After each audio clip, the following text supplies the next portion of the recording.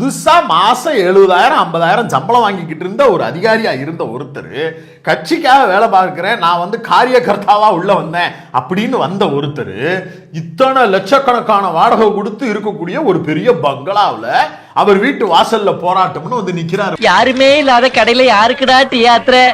உன் கடமை உணர்ச்சிக்கு ஒரு அளவே இல்லையாடா? டான்ஸ் ஆட்டோட மகிமை வந்து மகிமையே மகிமை.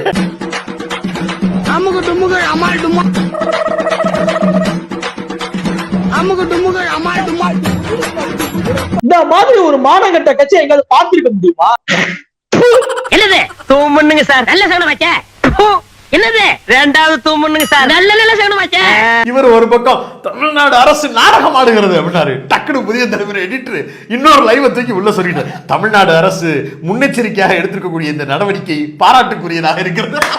சும்மா ஜாலிக்கு ஜாலி எனக்கு இருக்கணும். அப்படியே நாங்க எந்த கூட்டல் கழித்தலையும் சொல்லல. வீடியோ இருக்கு. மறுசீரமைப்பு என்று நாடகமாடும் திமுக அரசே ஒழிக ஒழிக. பொறுத்தவரை மக்கள் தொகை அடிப்படையில் இல்லை, விகிதாசார அடிப்படையிலே நாங்க பண்ண போறோம் அப்படின்றதையும் அவங்க இதுவரைக்கும் சொல்லல. இந்த 2 ஆப்ஷன்ஸ் இருந்தாலும் அது எந்த அடிப்படையில் அவங்க பண்ண போறோம்னு சொல்லல. அதற்கு முன்னதாகவே கிட்டத்தட்ட ஒரு வருடத்துக்கு முன்னதாகவே தற்போது இந்த பிரச்சாரத்தை தமிழ்நாடு அரசு முன்னெடுத்திருக்கிறது மிக முக்கியத்துவம் வாய்ந்ததாக கருதப்படுகிறது.